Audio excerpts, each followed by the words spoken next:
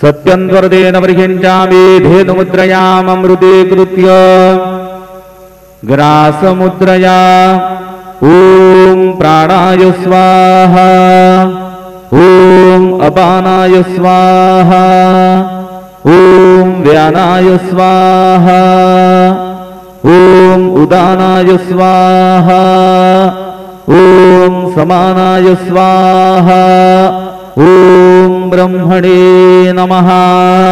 नैवेद्यमध्ये पानीयं समर्पयामि पुनर्नैवेद्यं निवेदयामि।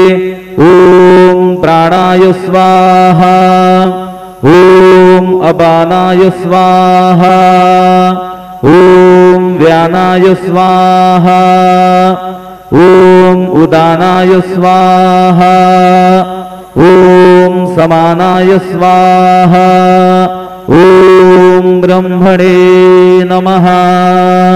नैवेद्यं समर्पयामि हस्तप्रक्षालनं समर्पयामि मुखप्रक्षालनं समर्पयामि। शेषोपचारार्थे प्रार्थनापूर्वक नमस्कारं करोमि।